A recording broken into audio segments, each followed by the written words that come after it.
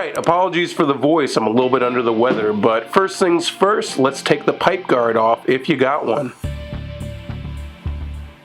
Next step, remove the 2 bolts holding the expansion chamber onto the bike.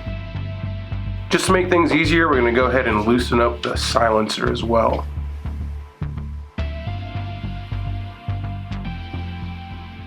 Next, using a spring puller, go ahead and remove the exhaust retainer springs. After you do this, if you've got your exhaust pipe off, the expansion chamber should pull right out. Okay, let's take a look at this. So originally I wasn't gonna replace this. I didn't think it was that bad, but it was kind of melting my starter, but it had a way bigger flat spot in it than I thought originally. This thing is actually pretty fucked up. Alright, sometimes easier said than done, but go ahead and carefully put your new expansion chamber in place.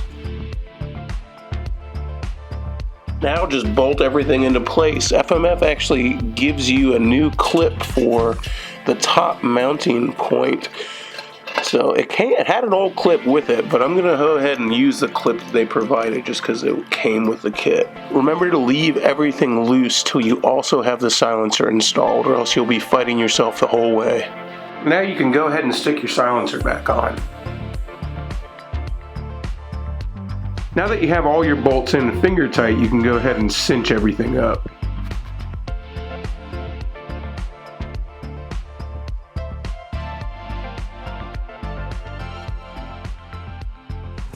Fucking show off. I just turned the camera on too.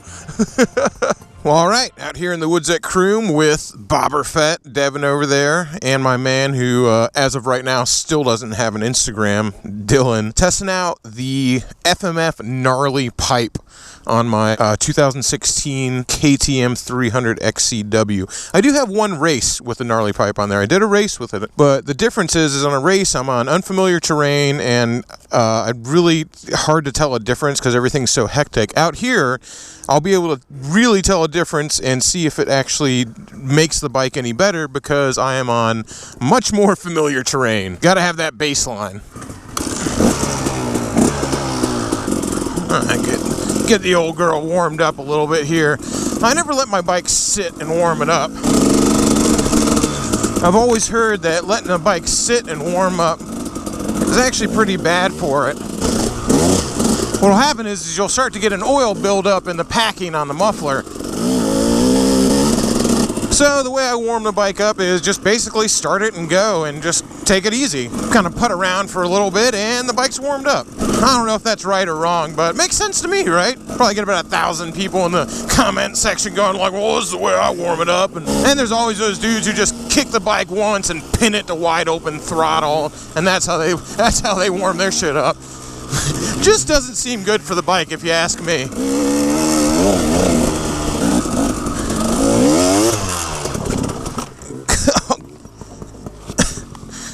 Whoops. Yeah, I'm good. Alright, well, first wreck out of the way. You gotta remember, it is actually pretty wet out here today. And that's a good thing for sand conditions, but it can get pretty slippery, especially on these pine needles and some of this loose dirt. What it really feels like with this Gnarly is you can just run a gear high. Dylan, Mr. Cheater over here, has got a recluse clutch, so he's not playing by the rules. Of course, Dylan is on a Yamaha, so he needs all the help he can get.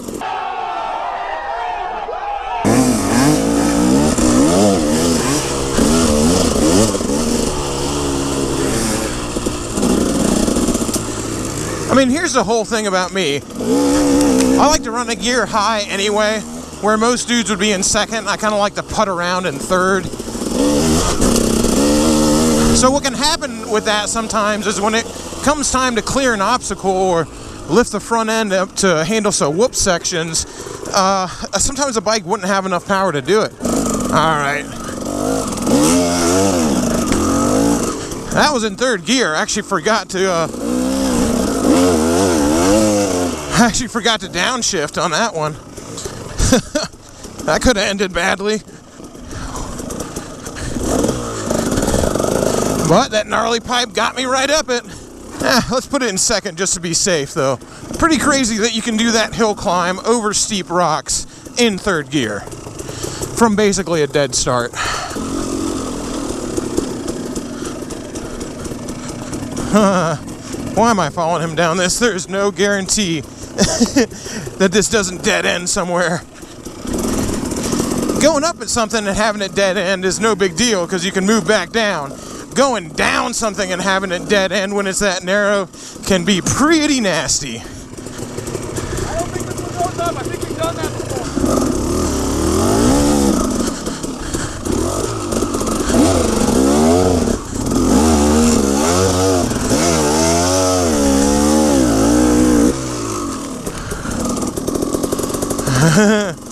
In the dark, wet jungle, when it's so humid that your glasses are fogging up,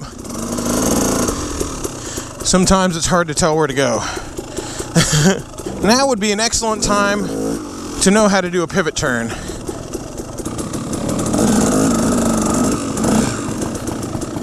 Oh, I'm gonna let them go first or else I'm gonna end up rear-ending somebody.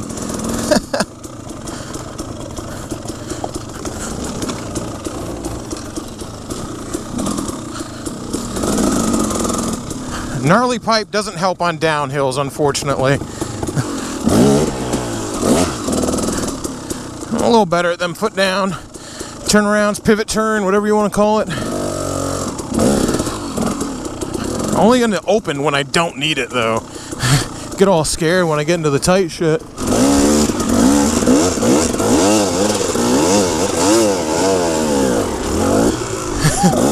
Sorry, I couldn't wait.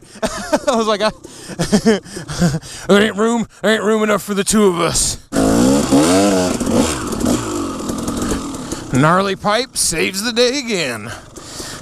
Seriously, that is, I don't think I would have been able to pull that off with my stock pipe. I know a lot of guys complain about the gnarly pipe because it just basically murders your top end.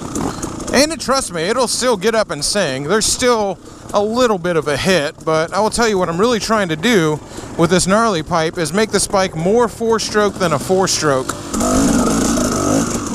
Where it's just got so much fucking grunt, and it's so hard to stall compared to a four-stroke. And again, this 300 two-stroke with a gnarly pipe on it beats four-strokes at their own game. It's got more low-end torque, or at least more usable low-end torque, than a four-stroke does.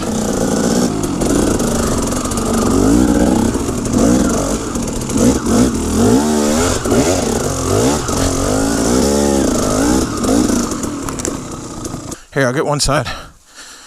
It's easier with two of us. Maybe as I push the whole thing over. It'll be easier if I help. That was dumb as fuck. You see me push the whole thing over?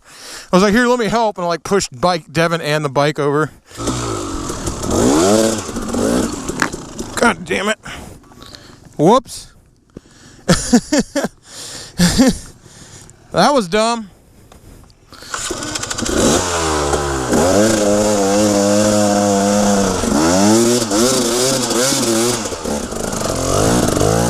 Well, a gnarly pipe will help with hill climbs, but it won't save you from being a dipshit.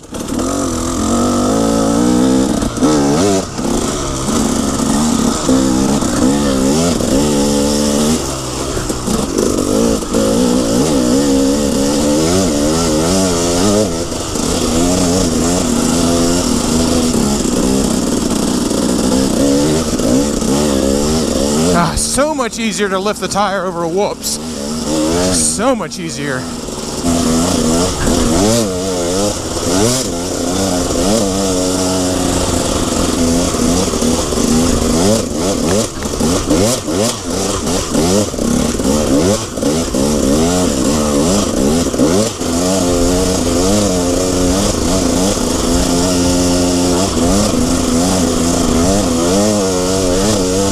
I don't know about you, but this is way more than enough top end for me. It still feels like this thing is doing fine and dandy.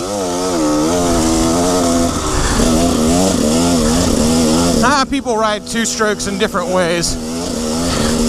If you got a 125 or a 250 and you're trying to make that motherfucker sing on a motocross track, This might not be the pipe for you, but I like it just fine for my style.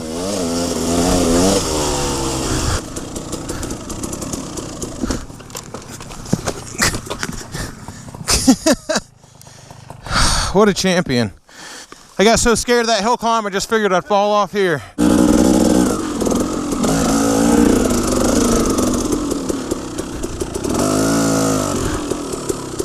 Not a chance, boys. I just wanted to see what it looked like from up here.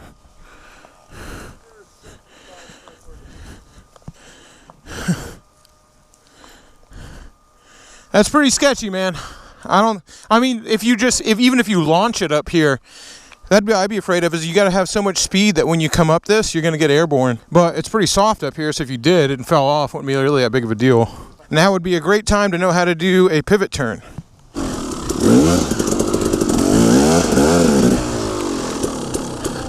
It's a 3-point pivot turn.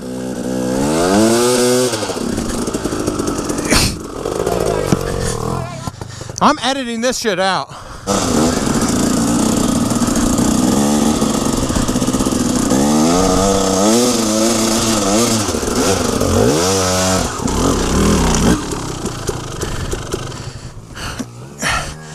That didn't go very well.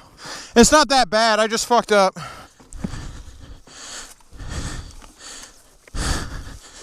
Come on. Fucking piece of shit KTM anyway. Come on. There we go. Sorry, Dylan. I need to take a break. Come on.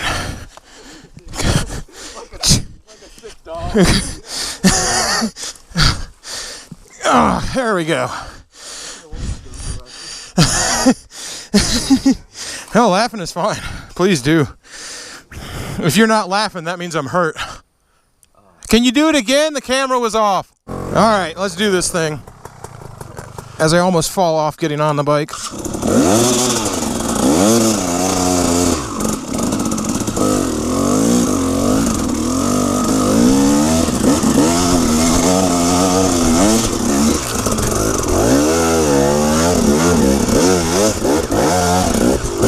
All right.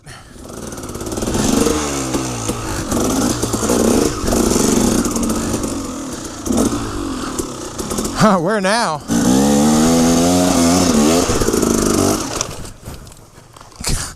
Today is not my day.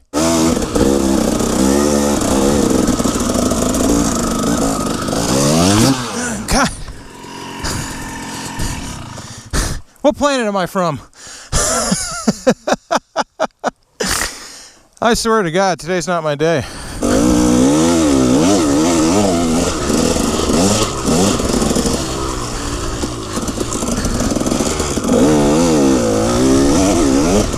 Now I'm by no means fast, but I'm doing all this in third gear.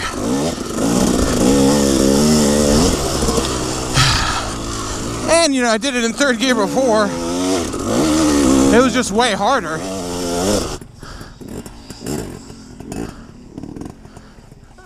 Damn, all right.